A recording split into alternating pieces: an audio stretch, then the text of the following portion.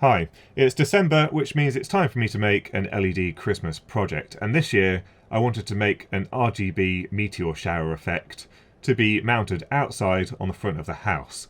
So those that aren't familiar with the meteor shower lights, they give an effect where the LEDs are in a row and then they all fall randomly, which gives a really nice effect, especially when you've got a whole bunch of them installed. But my findings are, in the past, from buying these, they're normally really bad quality, and they don't typically survive more than like one season. They just fall to pieces, the cables are inadequate, or they're just dangerous. So I decided I was going to build something a little bit more robust. So what we've got is these 450mm long PCBs, and these are actually designed to join together to give us 900mm of the LED effect, and then at the top of it is one of these control boards based around an ESP32, given that they're so inexpensive these days. And then the whole thing will be mounted inside these acrylic tubes. This is just an offcut, but I've got some 1 meter acrylic tubes, and these slide into here, and that will provide sort of the weatherproofing. We do have some 3D printed parts from PCBWay to go on the top and the bottom, to then make them suitable for use outdoors. And for the LEDs, we're going to be using these WS2812 LEDs, the 8mm package. They will be soldered into the PCB and then bent downwards into the hole that's been cut out on here so that you can see it from all angles. And then finally, the last piece is how to power them and connect them together, which was a little bit of a hassle. In the past, when I bought these style lights, they're all joined together permanently. But these being a little bit more robust and a little bit bigger, if you're trying to put up 20 together, it's going to get quite difficult. So I managed to find these waterproof connectors on AliExpress, along with cable assemblies, and these have 1mm squared copper in there, so more than capable of carrying the current that we need here. Whole thing's going to be powered from 24 volts, and then we've got the various electronics on the control board to deal with the power conversion. Here's the control PCB, and this has everything needed on it to drive the LED board. So we've got a supply coming in just here, and this is tolerant right down to about 9 volts. So even if we've got extreme voltage drop on the cable, these should all continue working. We've got a little DC to DC converter just here, providing 5 volts to the LED boards down that will be connected on this side, and then a little 3.3 volt linear regulator for the ESP32 modules. Now these were actually really inexpensive. I think I paid about £1.70 per module. In the past, I think it was about 15 years ago, I did actually make some meteor shower lights based around a PIC microcontroller and some white LEDs, and I did all the Charlie plexing and everything, which ended up being a reasonable amount of firmware effort. Those microcontrollers are now several pounds, and these coming in as cheap as £1.70 just made the whole thing a lot quicker and cheaper for me to make this year. So WLED is going to be going on the ESP32s, and then the WS2812 LEDs all handle themselves, so no complex multiplexing scheme needed. And then we've got a little programming header just here. So let's get soldering these modules up.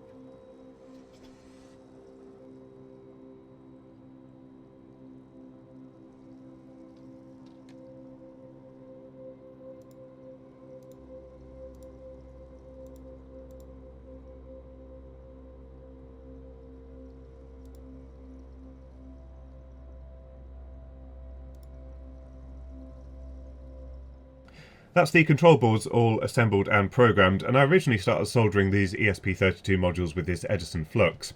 And then when I switched to the SolderKing, I noticed that the solder flowed significantly better onto the pad, so that CXW70 flux definitely does a really good job. Now the next thing that we need to do is to assemble up the LED boards, and I kind of forgot that I was going to be hand assembling these, so I put too many surface mount components on. We've got the series terminating resistor on the data line for every single LED, so I think rather than trying to solder all of these 0603 components onto here, I'm just going to bridge these out with a blob of solder. Now that might be tricky. Generally speaking, I've got quite good solder that doesn't want to bridge a gap because they've got decent flux in it, but maybe that Edison solder will do the job. And I'm not going to put the decoupling capacitor on every single LED either. Probably a couple per board will do.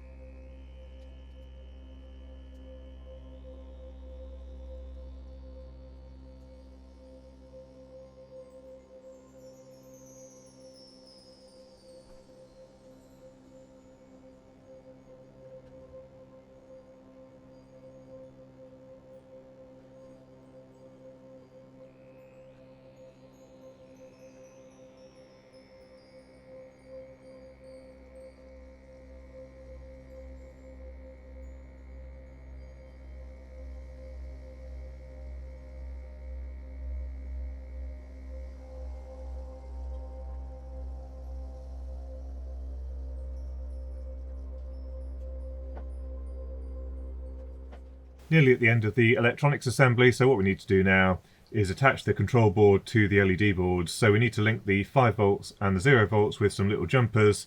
I'm just actually going to use the legs from the LEDs that I soldered onto the board to jumper that, and then we'll need to use a little bit of insulated wire for the data connection. I also realised when I was looking at the PCB, I forgot to put the larger output capacitor on the DC to DC converter. We've got I think this is a 47 microfarad ceramic capacitor, but I forgot to place the electrolytic, so I think we're going to have to also tag these onto the 0 and 5 volt connection at the bottom here and just put that on the back of the board. And then we've got these connectors, and I'll be able to solder those into the terminals at the top. And that's that all connected. I'll probably add a blob of hot glue on the back of this just to hold the capacitor down, but I just need to repeat this on all the other boards. So with the electronics all done, now we just need to sort out the mechanical housing. And as I said, we've got these acrylic tubes which the PCBs slide into, and the plan is for these to hang at the front of the house, either from the guttering using some gutter clips, or probably more likely, I think what I'm going to do is put some stainless steel hooks on the fascia so that they hang down without stressing the guttering. And so I've designed a few parts that I got 3D printed at a sponsor for this video, PCBWay. So the first of them is sort of the lid, and one of the things that I wanted to do with this is make sure that it was suitable for use outdoors, but that it wasn't completely sealed, because what often happens is with sealed items, with changes in air pressure and temperature, you end up with condensation inside, and then that can actually destroy the electronics. So the idea here is we've got this cap that's completely sealed on the top. It's got a hook built in, and then also space for the cable to come out, because we're going to have the PCB sitting up here, the cable coming out over the top of the tube, and then this will slide over the top, and the cable is free to come out here. So the top is completely protected from rain and water ingress. We'll put a couple of blobs of silicone just to hold this in place, but also so that it could be removed if needed.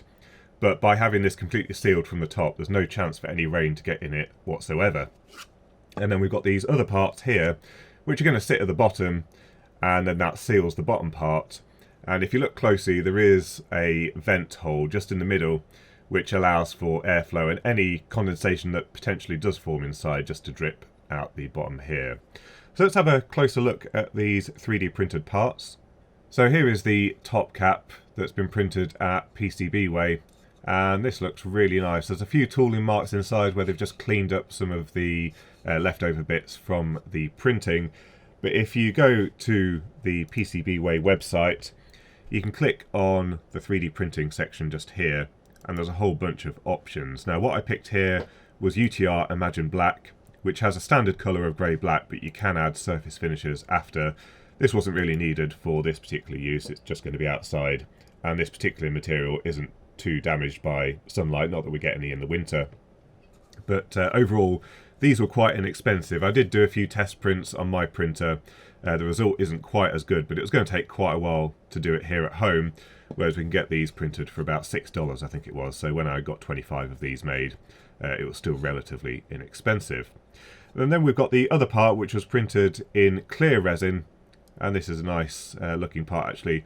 Any 3D printed parts that you want in clear resin seem to come out really nicely at PCBWay here, as you can see.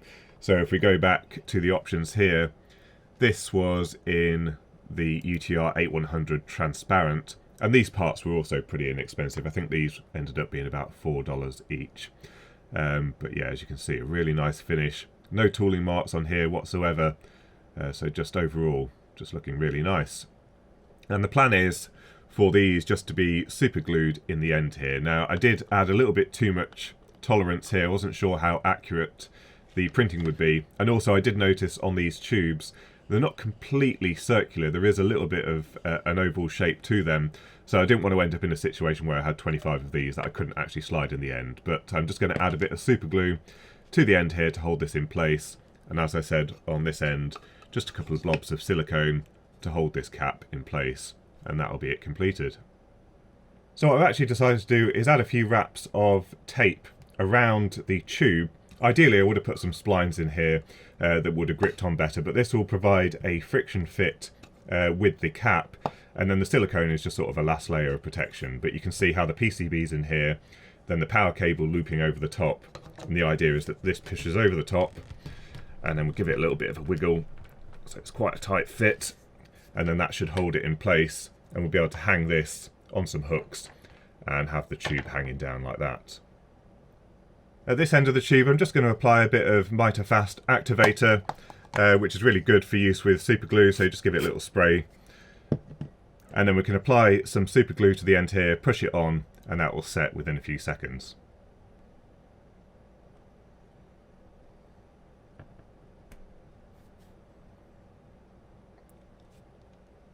And there we go. Next we can power it up, and we get the familiar orange LEDs that is typical for WLED. I've installed the WLED app on my phone, which just makes it nice and easy to control. We've set up the LED preferences in here, as well as a brightness limiter. So the DC to DC converter that I've implemented in here is designed for about 900 milliamps or so, just because of the peak inductor current. I've set it for 850 on here, and we've got the LED length, so 30 LEDs on each Meteor strip. And then I've also set up the sync interfaces on here so that these will respond to one master device, so that we can sync them all together. And then if we go back here, you can see that we can control the LEDs successfully, and also we can have various effects on the strip itself, so bouncing balls and that kind of stuff. So we'll find some good ones to use, but the next thing to do is to go and install these outside and then start playing around with some of the effects on here. So here's the finished result, and as you can see they're all synced nicely together. We've got one master controller that has the playlist of various effects, and also we can see just at the top here where all of the connections are hanging from the fascias on the house. I did have to add an additional access point here, so we've got a Ubiquiti outdoor access point, which just helped with the Wi-Fi connection to the end Meteor lights. They were struggling a little bit with reception, but now that they all have good Wi-Fi reception, they all sync really nicely. As you can see, the visual effect is really quite striking.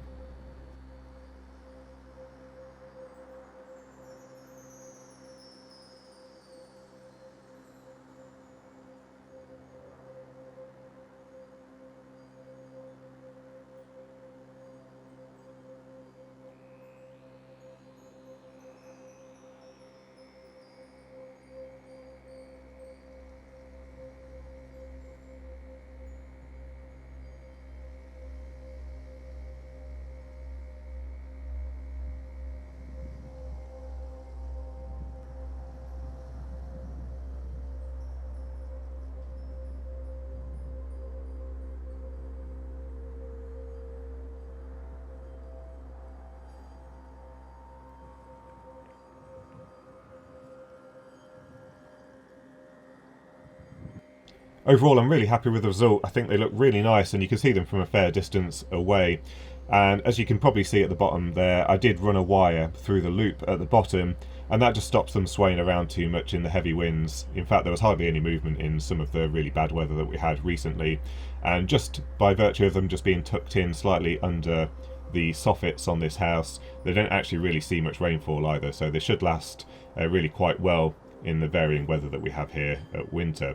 Some things that I'd like to play around with are potentially the DMX over Wi-Fi, and that would perhaps allow some visual effects spread over all of the strips rather than them effectively running individually. But overall, I think this has turned out as a really nice project. So if you are thinking about doing something similar, you want to get some 3D printed parts made, don't forget to visit our sponsor for this video, PCBWay. And I hope you enjoyed the video. Don't forget to leave some comments down below, and until next time, thanks for watching.